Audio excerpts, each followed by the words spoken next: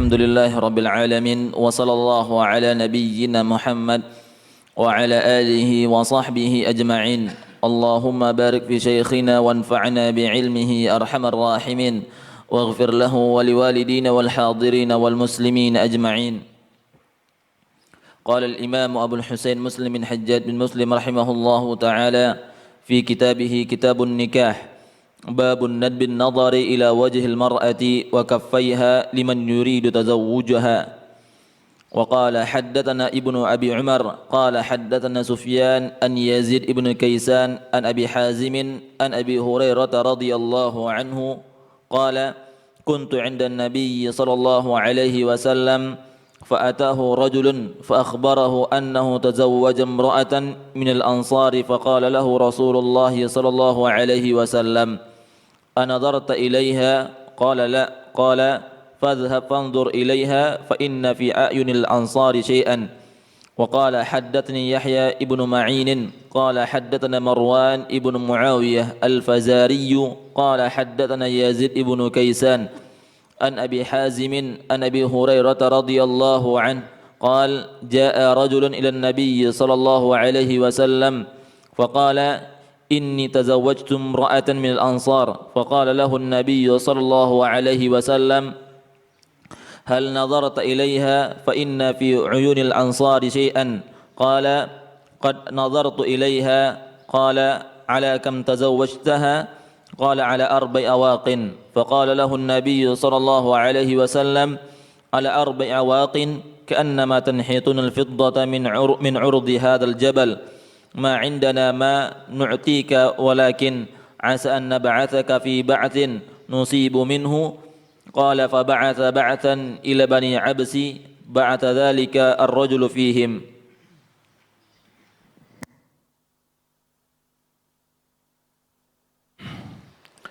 الحمد لله رب العالمين والصلاة والسلام على أشرف الأنبياء والمرسلين وعلى آله وصحبه أجمعين. أما بعد اللهم لا علم لنا إلا ما علمتنا إنك أنت العليم الحكيم. اللهم علمنا ما ينفعنا وانفعنا بما علمتنا وزدنا علما. اللهم إنا نسألك علما نافعا ورزقا طيبا وعملا متقبلا. قال المصنف رحمه الله تعالى باب ندب النظر إلى وجه المرأة وكفيها لمن يريد تزوجها. Bab anjuran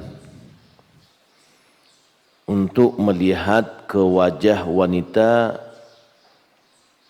dan kedua kafnya, yaitu tangannya, bagi orang yang ingin menikahinya.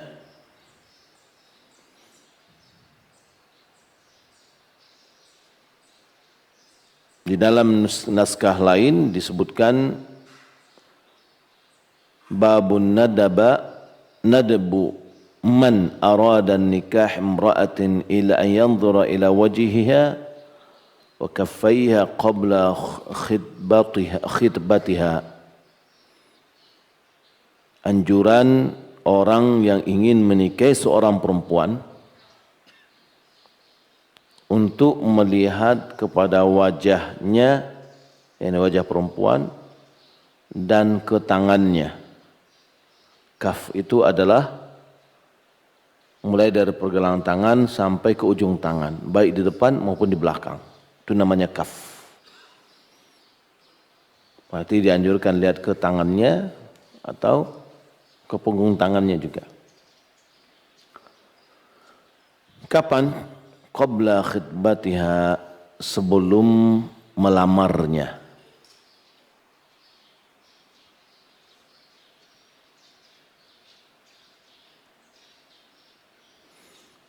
Hadis yang pertama dengan sanadnya kepada Abu Hurairah radhiyallahu taala an, Dia mengatakan kuntu indan Nabi sallallahu alaihi wasallam, aku berada di samping Nabi sallallahu alaihi wasallam. Fa'atahu rajulun fa akhbarahu annahu tazawwaja imra'atan min al-ansar. Maka seseorang mendatangi beliau, orang itu memberitahukan kepada beliau bahwa dia telah menikahi seorang perempuan dari Ansar. Faqala lahu Rasulullah sallallahu alaihi wasallam, Rasulullah berkata kepadanya, "Anadharta ilaiha?" Apakah engkau telah melihatnya? Qala la. Kata orang tadi tidak. Dia sudah menikahinya tapi belum sempat melihatnya. Qala fadhhab fanzur ilaiha fa inna fi a'yunil ansari syai'a. Lalu Nabi mengatakan, pergilah engkau, lihatlah wanita itu. Sesungguhnya di mata orang Ansar, yakni di mata orang Ansar, syai'an. Ini makna dari syai'an di sini ada sur, agak ada kecil gitu.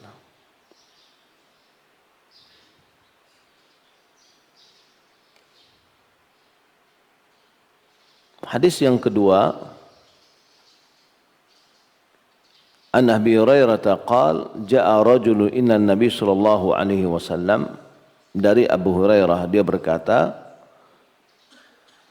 seseorang datang kepada Nabi sallallahu alaihi wasallam. Faqal, lalu dia mengatakan, inni tazawwajtu imra'atan minal ansar.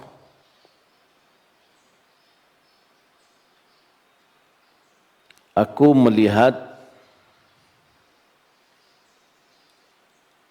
menikahi seorang perempuan dari Ansar. Faqala lahu Nabi sallallahu alaihi wasallam, lalu Nabi mengatakan kepadanya, hal nazarta ilaiha? Apakah engkau telah melihatnya?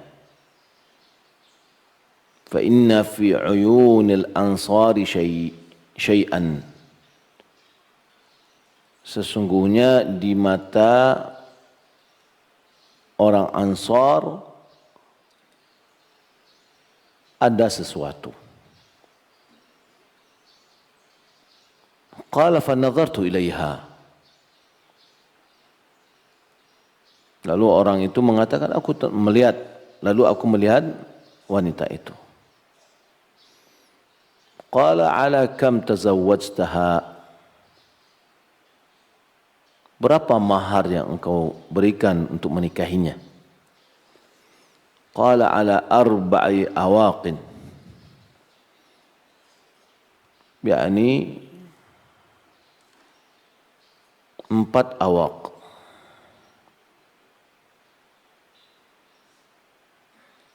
yakni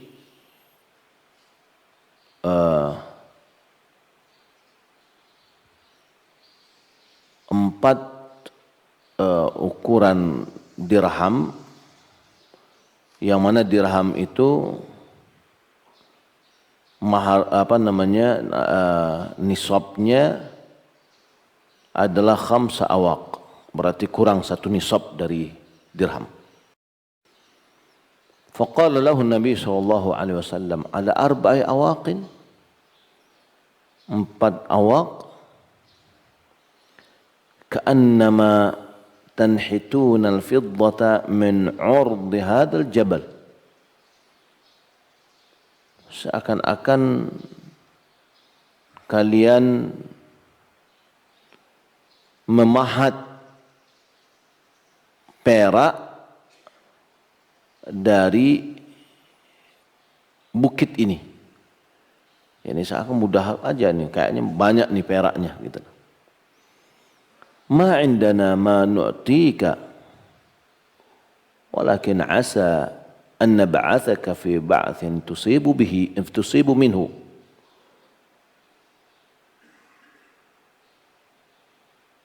Lalu Nabi mengatakan, kita tidak memiliki apa yang bisa kami beri kepadamu. Akan tetapi boleh jadi kami akan mengutusmu dalam satu utusan pasukan, semoga kamu mendapatkan dari peperangan itu, yakni rampasan perang. Faqala fab'atha ba'than ila bani Absin, lalu dikirimlah satu regu atau pasukan ke Bani Absin. Ba'atha dzalika ar-rajula fihim, laki-laki itu dikirim di dalam pasukan tersebut. Baik.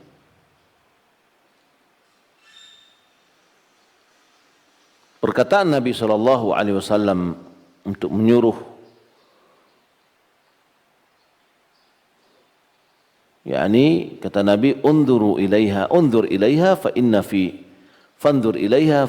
fi a'yun ansari syai'an. Lihatlah wanita yang ingin kamu nikahi itu, karena di mata orang Ansar terdapat sesuatu. Muradnya, maknanya ada sughur tadi, agak kecil gitu. Maka ini menunjukkan wa fi hadza dilalatun li jawazi dzikri mithla hadhihi lin nasihah. Di dalam ungkapan ini terdapat sebuah argumen bolehnya menyebutkan perihal yang seperti ini dalam rangka menasihati. Ya, ada cacat atau sebagian yang tidak normal lah, kekurangan pada seorang, lalu kita sebutkan, kan itu namanya ghibah. Dzikruka akhaka bima yakrah, engkau menyebutkan saudaramu apa yang tidak dia sukai.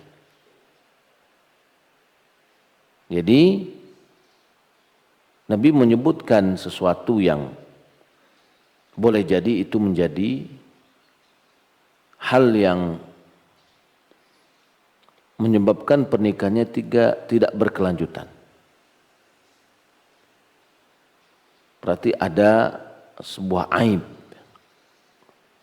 Menyebutkan hal itu di dalam perkara yang sekarang ini, itu adalah membabin nasihat, yaitu dari sisi nasihat. Dan ini adalah bagian yang dikecualikan. Wa fihi istihbabun nadhar ila wajhi man yuridu tazawujaha. Dalam ungkapan di atas juga dalam hadis ini anjuran untuk melihat atau nazar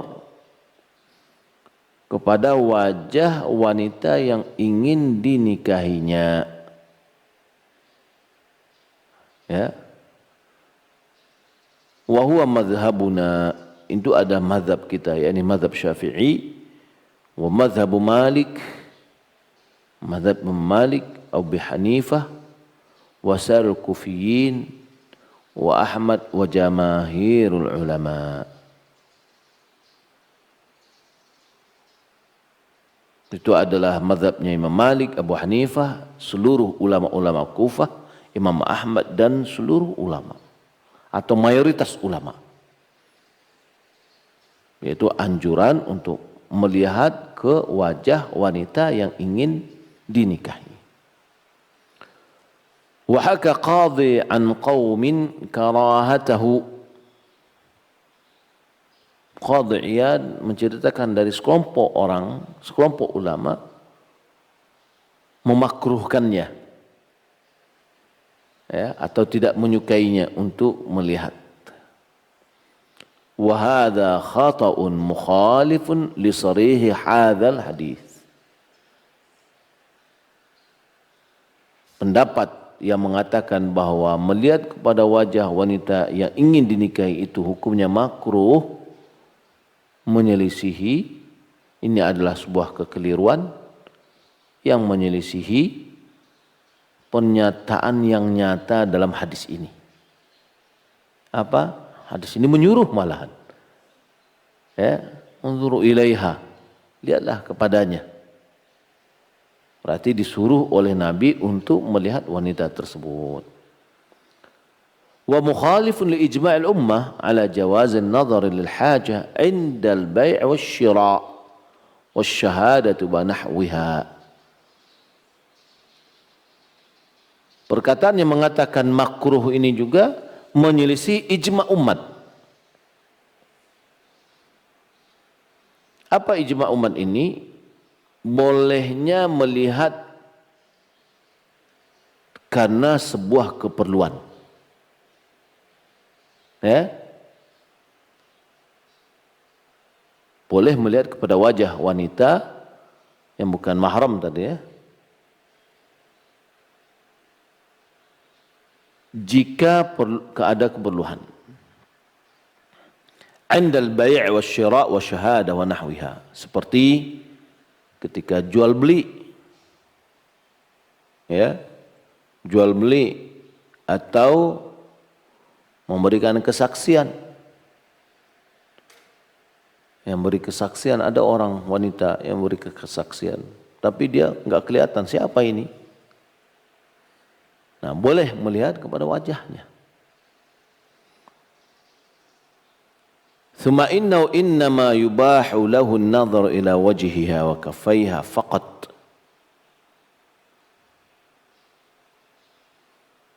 Kemudian hanya saja yang dibolehkan baginya adalah melihat kepada wajahnya dan kedua tangannya. Maksudnya tangan sampai pergelangan tangan.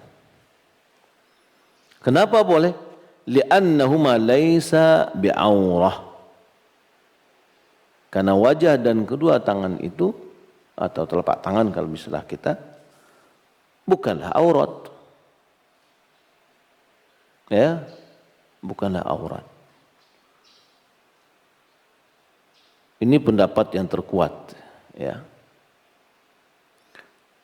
ولأنه يستدل بالوجه على الجمال أو ضده وبالكفين على خصوبة البدن أو عدمها. Karena dengan wajah bisa mengindikasikan akan kecantikannya. Jika melihat kepada wajahnya, ini lihat cantiknya atau tidak di wajah. Au diddih, atau lawannya tidak cantik. Cantik atau tidak cantik dilihat dari wajah.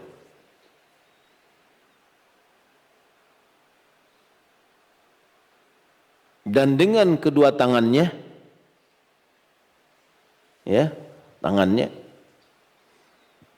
itu akan melihat kepada kesuburannya atau tidak, kesuburan badannya atau tidak. Ya, nyukurui, nyugapua, barisi badannya atau indah, maka di tangannya kelihatan. Kurihnya tutup, tangannya kurus lagi. Ya, kalau gapua barisi badannya, nyu akan, ya, akan berisilah tangannya. Hadza madhhabuna, ini mazhabnya Syafi'i. Wa madhhabul aktsarin, dan mazhabnya kebanyakan ulama. Wa qala al-Auza'i, Auza'i mengatakan yanzuru ila mawadi' al-lahm. Wah, ini syadz nih. lihat kepada tempat-tempat letaknya daging. Wa qala Daud ini Daud Zahiri yang hanya mengambil teks. Yanzuru ila jami'i badaniha,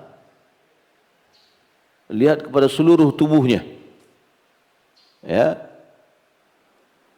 Wa hadza khata'un zahirun munabidun li usuli sunnati wal ijma'. Maka ini adalah sebuah kekeliruan. Ya.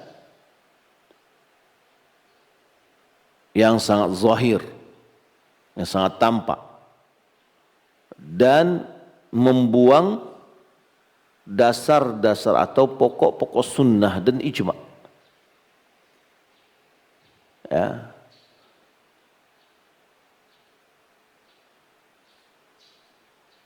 Kenapa Daud mengatakan demikian? Karena dalam hadis yang lain dikatakan, lihatlah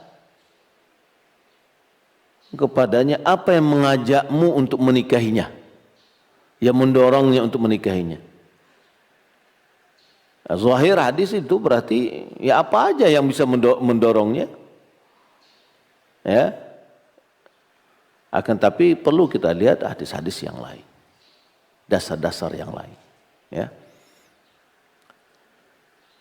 Summa mazhabuna wa mazhabu Malik wa Ahmad wal jumhur. Kemudian mazhab kita Syafi'i, mazhab Malik, mazhab Imam Ahmad dan jumhur, annahu la yushtaratu fi jawazin nadhr ridaha, bahwasanya tidak disyaratkan di dalam melihat wanita itu harus keridhaannya. Artinya apa? Izin dari dia. Tidak disyaratkan. Ballahu dzalika fi ghaflatiha wa min ghairi taqaddumi i'lamin. Malahan boleh baginya untuk melihat pada saat dia lengah. Ya, saat dia tidak tahu dan tanpa memberikan aba-aba sebelumnya. Ya. Nah, berarti misalkan sambil dia ada yang pakai cadar, ada yang enggak. Ya, kalau enggak pakai cadar berarti sudah bisa lihat wajahnya. Dia bawa motor kek atau dia sedang jalan kek atau apa, sudah bisa dilihat. Di wajahnya bisa, tangannya bisa. Tapi kalau seandainya dia pakai cadar tentu nggak mungkin. Pada saat ghaflahnya bisa juga. Pas dia mungkin nggak tahu sedang bagaimana gitu ya, nggak pakai cadar, dilihat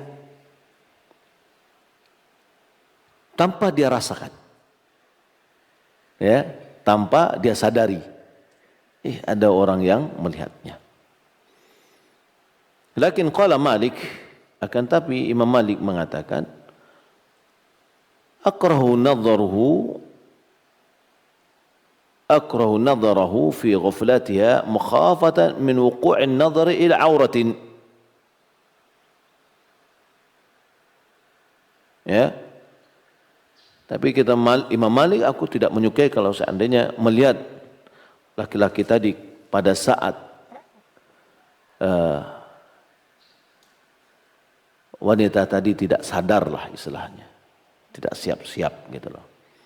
Karena khawatir nanti melihat kepada auratnya, yakni kelihatan yang lain. Sementara yang dilihat itu adalah wajah saja. Wa an Malik riwayatun dha'ifah, dari Imam Malik ada riwayat yang lemah, annahu la yanzuru ilaiha illa biidniha, bahwasanya tidak boleh melihat kepada wanita itu kecuali dengan seizinnya. Wa hadza dhaif, ini adalah lemah. Ya, ini pendapat yang seperti itu adalah lemah. Kenapa? Li'anna an-nabiy sallallahu alaihi wasallam qad adzina fi dzalika mutlaqa. Karena Nabi telah membolehkannya secara bebas, tidak dibatasi. Ya, Nabi membolehkan untuk melihatnya, tapi Nabi tidak mensyaratkan unzur ilaiha, lakin bisyarti idniha misalkan, enggak. Unzur ilaiha, lihatlah kepadanya, umum sifatnya, ya, bebas, yakni tidak dibatasi oleh sesuatu. Walam yushtarat isti'dzanuha, tidak, walam yashtaritu isti'dzanaha, tidak, Nabi tidak mensyaratkan minta izin kepadanya. Wali'anna tastahyi ghaliban minal izin, karena pada umumnya wanita itu jika minta izin dia malu, ya. Lianna fi dzalika taghriran, ya, karena di dalam hal itu juga taghrir. Apa taghrir? Ghurur, yakni ada unsur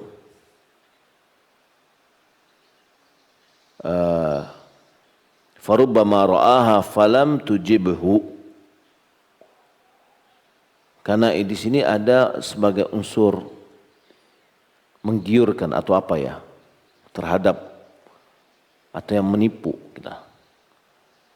Karena boleh jadi ketika minta izin dulu berarti dia sadar. Lalu boleh jadi laki-laki ini melihatnya tapi tidak dia sukai, artinya tidak melanjutkan. Fayatrukaha fatankasir wa tata'adza, ya, lalu dia tinggalkan karena enggak suka. Sementara perempuan tadi udah tahu bahwasanya dia akan dilamar gitu, akan dilihat. Ketika ditinggalkan patah hati sehingga dia merasa disakiti, ya. Walihada qala ashabuna yustahabbu an yakuna nadharuhu ilaiha qabla al-khitbah. Oleh karena itu mazhab ulama kami ulama Syafi'i menganjurkan, dianjurkan untuk melihat kepada wanita itu sebelum melamar. Jadi jangan lamar dulu. Mbok ingin nikahi angku ya, anti. Lalu setelah itu melihat, berarti sudah ada harapan kalau ketika dia diminta bahwasanya dia akan menikahi. Lalu setelah itu dilihat, taunya indak suko di hati. Akhir ditinggalkan, ya. Hatta in karahaha tarakaha min ghairi idza. Sehingga ketika melihat kepadanya lalu dia tidak sukai dia, lalu dia tinggalkan, tidak jadi, ya, dia urung untuk menikahinya tanpa menyakitinya, ya, tanpa menyakitinya. Bi khilafi ma idza tarakaha ba'da al-khidbah, wallahu alam, ya. Berbeda dengan apabila dia tinggalkan, yakni setelah dia lihat kemudian dia tidak suka lalu dia tinggalkan, ya, enggak jadi dilanjutkan. Tapi setelah khidbah, khidbah itu setelah adanya khidbah adalah ungkapan seorang laki-laki ingin menikahi seorang perempuan, itu namanya khidbah atau melamar, ya, atau meminang. Qala ashabuna idza lam yumkinhu an-nadhara istahabba lahu an yab'atha imra'atan yathiqu biha tanzuru ilaiha. Kalau tidak memungkinkan baginya untuk melihat langsung secara pribadi, laki-laki itu enggak mungkin melihat kepada perempuan, maka hendaklah dia utus seorang wanita yang dia percayai untuk melihat wanita tersebut yang diinginkannya.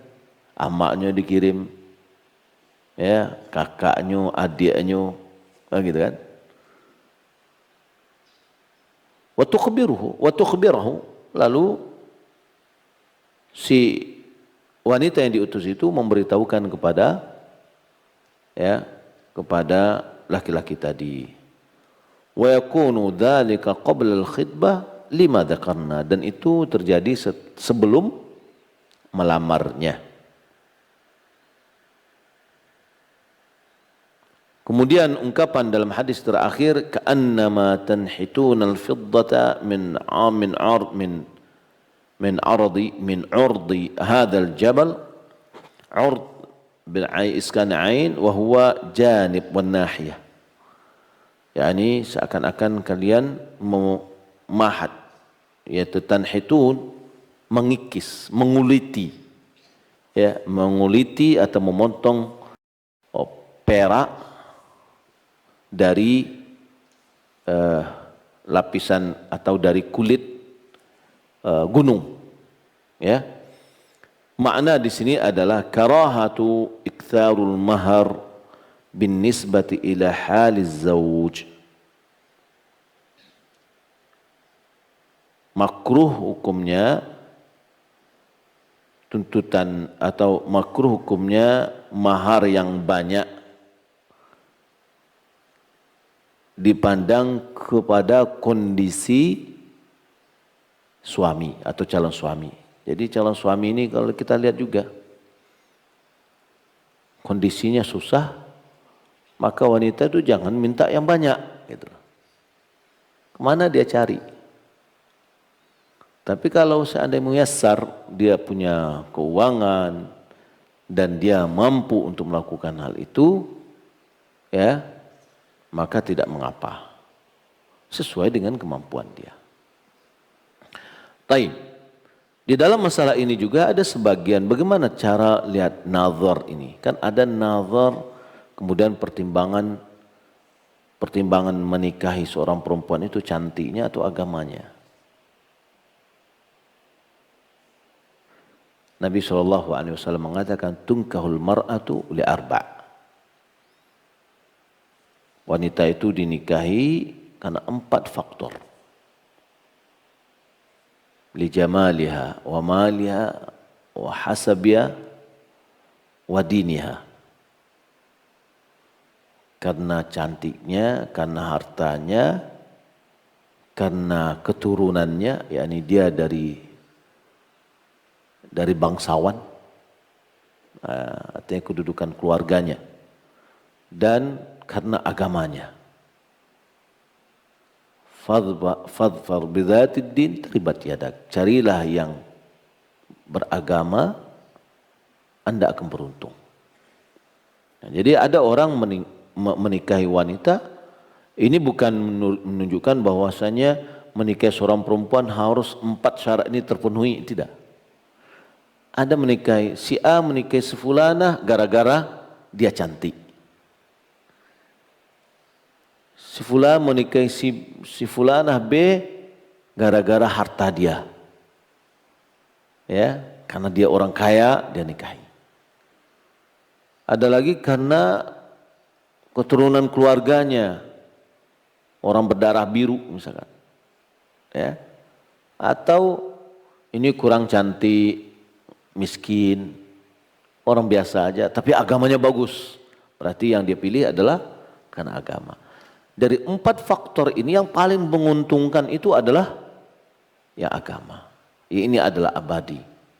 Cantik, hilang cantiknya, cantik tapi hati, lidah tajam misalkan. Hilang cantiknya, yang tinggal apa? Lidah yang tajam. Hilang hartanya, yang tinggal adalah lidah yang tajam. Setiap hari suami disemprot terus, gitu kan. Nah, tapi kalau yang punya agama enggak. Ya. Nah, taib. Bagaimana mengkombinasikan antara nazar tadi dengan memilih agama? Imam Ahmad dia mengatakan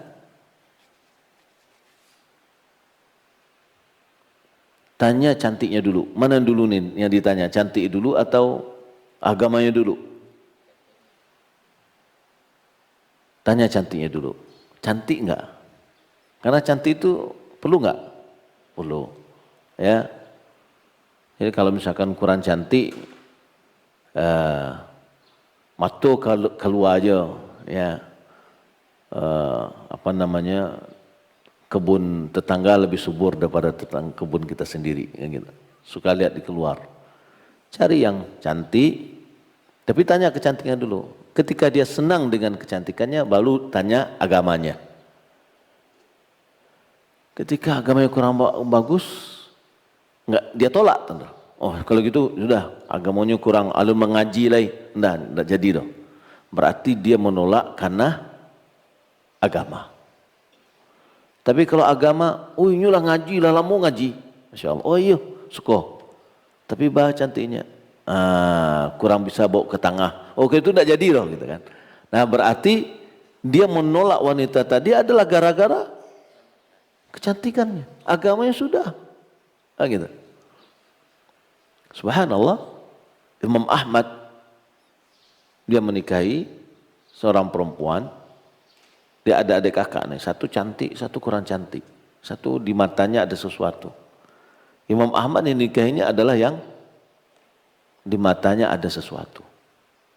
Ya, dia nggak ambil yang cantik, dia ambil yang di bawahnya. Taib. Nah, jadi tanya dulu cantiknya boleh. Makanya dilihat misalkan. Tadi dikatakan nggak perlu dia orang wanita tadi mengetahui bahwasanya dia dinadzar.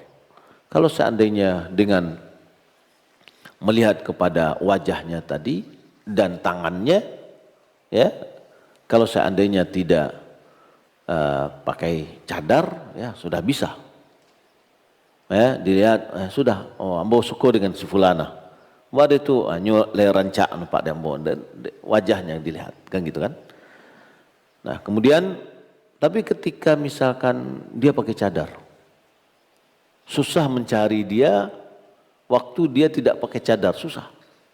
Maka tadi bisa diutus seorang perempuan yang akan melihatnya. Ini kalau sebelum, kalau sudah bertatap muka ini sudah ada sesuatu, kan gitu kan.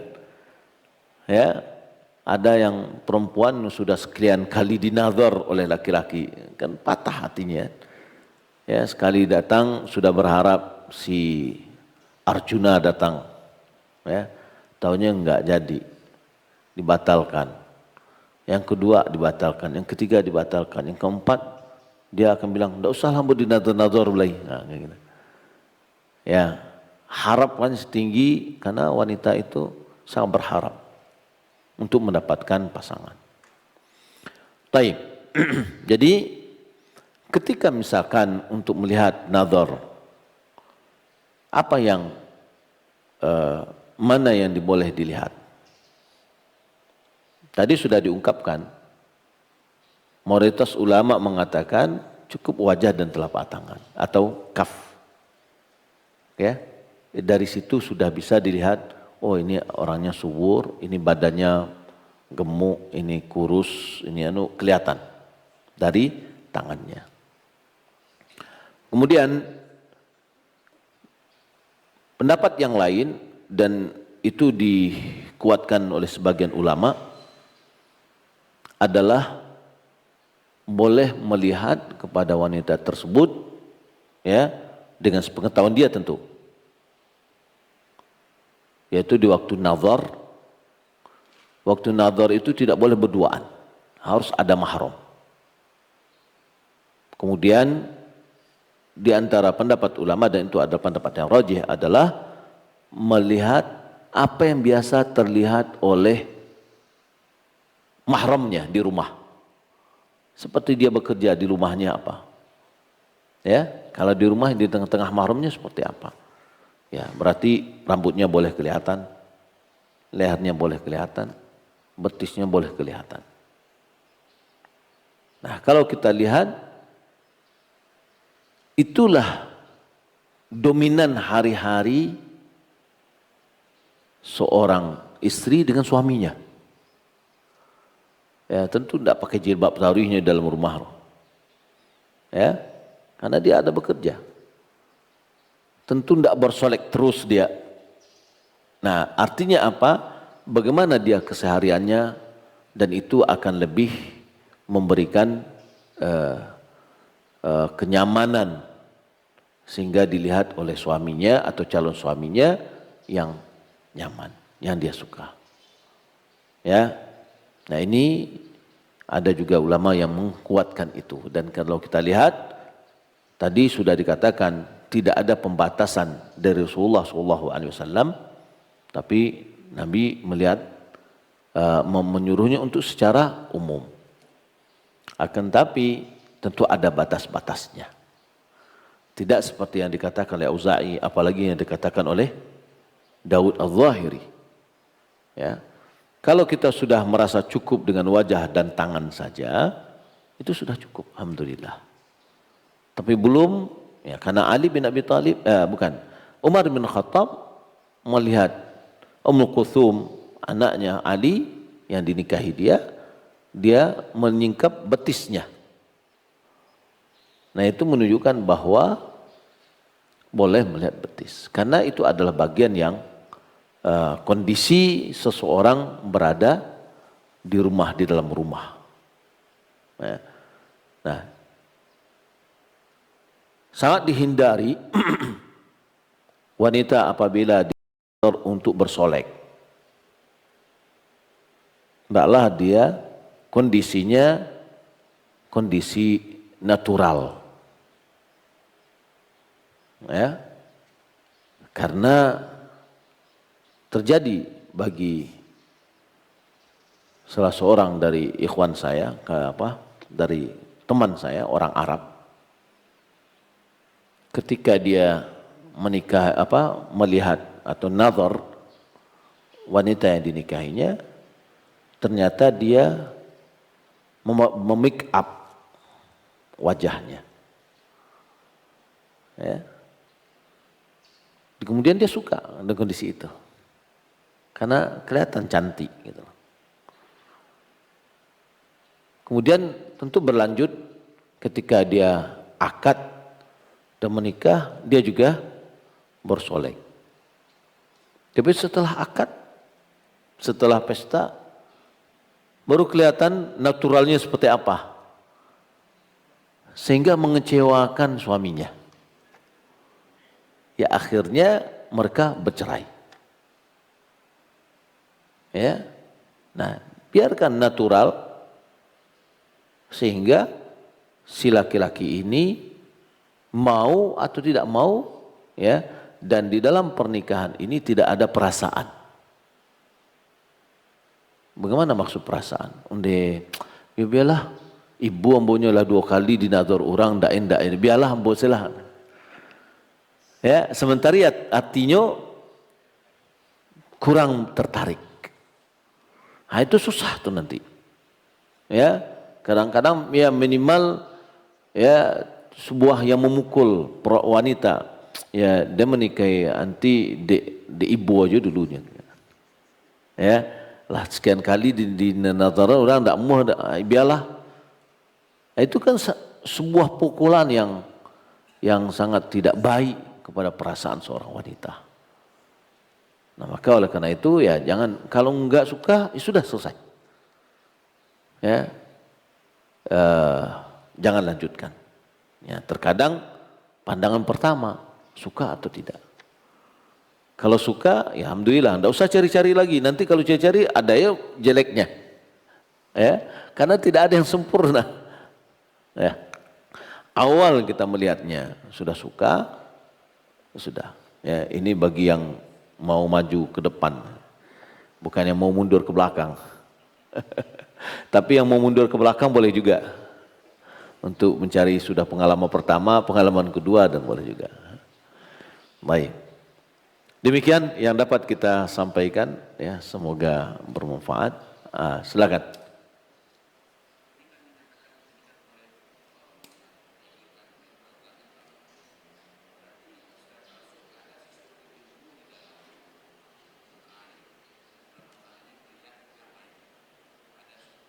Iya, iya, iya. Tadi saya sudah uraikan. Wajah pasti itu. Tidak akan melihat kecantikan. Oh, hidungnya bagaimana, bibirnya bagaimana. Ada satu kitab. Ada satu buku, tapi bahasa Arab. Tuhfatul Arus namanya. Dia menyifati perempuan mulai dari ujung rambut sampai ujung kaki. Oh, tidak bisa, jangan. Itu khusus.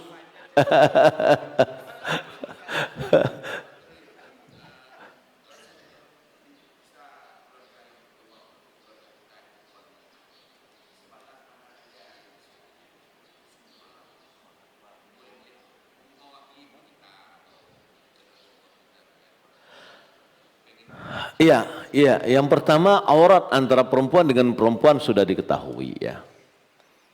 Dan berarti dia akan lebih tidak wajah dan telapak tangannya saja. Ya, lebih dari itu dia akan bisa lihat. Dia akan bisa menakar, wah ini kok kakak ambo le sukunya kok. Aku anak ambo sukunya atau tidak. Ya, wallahu a'lam. Ya.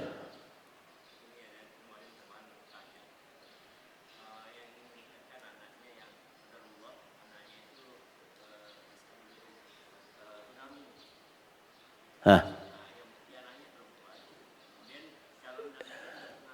Hah. Iya. Iya. Tunangu alhamdulillah sekarang sudah bisa belajar, sudah bisa membaca, sudah bisa dengan bahasa. Jadi akad itu dengan bahasa isyarat. Tentu yang perlu adalah si wali harus paham dengan isyaratnya lah perempuan yang terunggu. Iya, iya boleh. Jadi itu yang paling aman, tidak ada hebohnya rumah tangganya.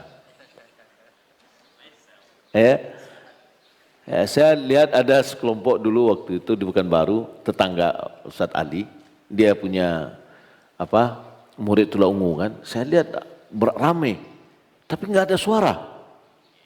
Tahunya mereka ya komunitas dan mereka berteleponan bagus sekali juga. Ya. Tapi ini ada beberapa pertanyaan dari kawan-kawan melalui HP. Pelaksanaan bertunangan dalam syariat Islam. Adakah pelaksanaan tunangan dalam syariat Islam? Kalau ada, bolehkah masa pertunangan lebih dari 3 bulan sebelum menikah? Pertunangan itu sebenarnya kan adalah khidbah. Khidbah itu adalah mengungkapkan keinginan seorang untuk menikahi seorang wanita.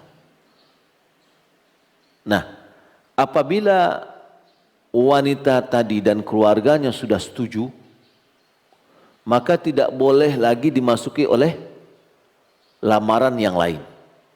Ini sudah kita bahas sebelumnya ya. Nah, kemudian berapa lamanya sesuai dengan kesepakatan. Ya. Saya mau menikah anak bapak, tapi 1 tahun lagi nanti saya akan begini dengan alasannya begini. Diterima? Ya sudah. Ya, maka si laki-laki hendaklah menepati janji. Biko jangan nampak ya bunga yang lebih indah. Ikulah nunggu-nunggu setahun lah pulangnya, enggak jadi dia katanya kan.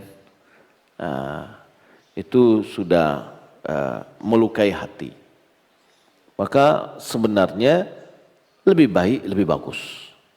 Ini dalam pernikahan ya, lebih baik, lebih bagus.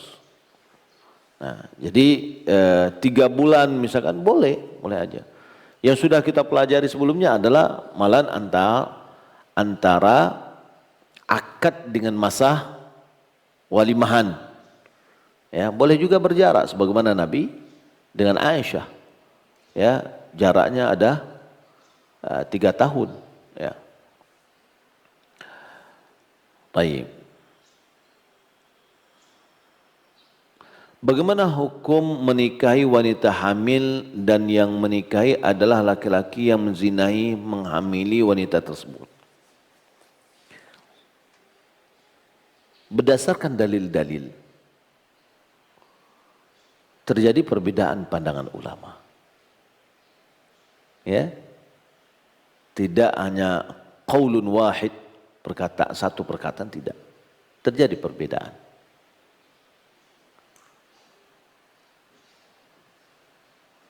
Orang yang menikahi wanita hamil dari wanita laki-laki yang menghamilinya, sebelum mereka diakad, mereka dituntut untuk bertaubat kepada Allah dari perbuatannya. Karena seorang mukmin tidak boleh menikahi seorang penzina. Mukminah juga tidak boleh menikah dengan seorang penzina. Maka dituntut bagi mereka untuk bertobat, taubatan nasuha. Karena Allah Subhanahu wa taala mengatakan az-zani la yankihu illa zaniyatun la yankihu illa zaniyatun aw musyrik. Az-zani la yankihu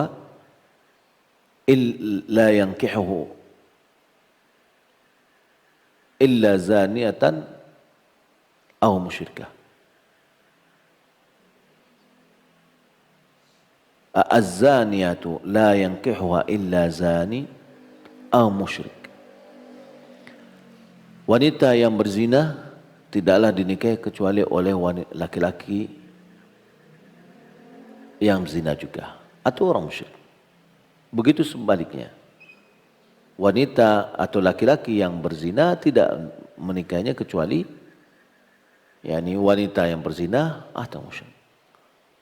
Dan diharamkan itu kepada orang mukmin. Nah, yang kedua, terdapat hadis dilarangnya seorang laki-laki menyiram tanaman yang lain.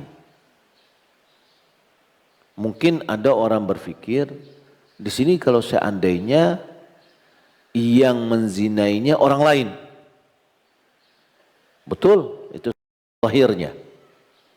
Supaya tidak bercampur aduk nasab. Namun di dalam seorang wanita yang dinikahi oleh laki-laki yang menzinainya juga terdapat di situ pencampuran antara mani halal dengan mani yang haram. Bukankah si perempuan ini sudah hamil dari mani haram, dari perbuatan zina. Lalu ketika dia sudah akad, konsekuensi akad itu adalah boleh menggauli istrinya. Nah, dalam keadaan dia hamil memang tidak akan mungkin lagi adanya perubahan karena sudah ada janin, kan gitu ya. Apa bedanya dengan kalau seandainya dia dinikahi dihamili oleh orang lain? Nah, karena penyiramannya tanaman orang sudah ada nih, jangan disiram gitu loh. Nah, ini ada tanaman yang haram sudah ada, jangan disiram dengan yang halal. Maka berdasarkan ini Syekh bin Baz rahimahullah taala dia tetap mengatakan bahwa pernikahan yang sedang hamil yang seperti itu tidak sah. Lalu apa solusinya? Ya, lahirkan dulu anak tadi. Kemudian setelah itu baru dinikahkan. Wallahu a'lam. Bagaimana sikap seorang muslim terhadap perselisihan ulama terhadap sesuatu? Apakah kita harus wara atau kita ambil yang mudah bagi kita? Allah Subhanahu wa taala telah sampaikan, fa in tanaza'tum fi syai'in faruddu ila Allah wa Rasul. Apabila kalian berselisih dalam sesuatu apapun juga, kembali kepada Allah dan Rasul. yakni kembali kepada dalil.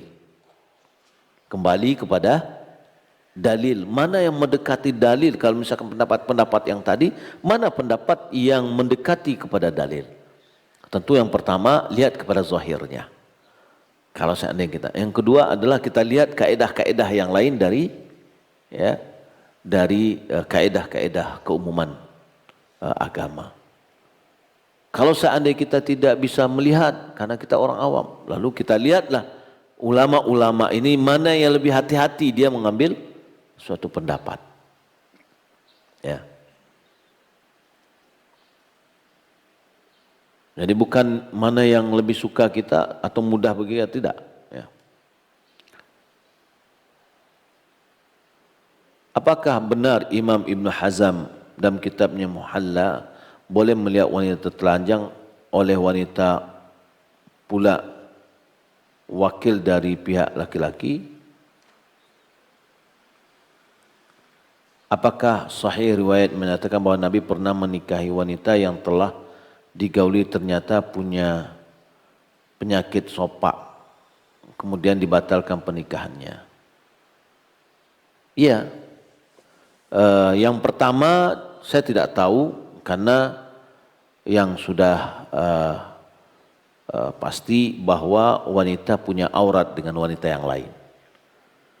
Namun berdasarkan karena Ibn Hazm dia mengikuti pendapat Daud Al-Zahiri tadi. Karena mazhab Daud Al-Zahiri berawalnya dari Daud.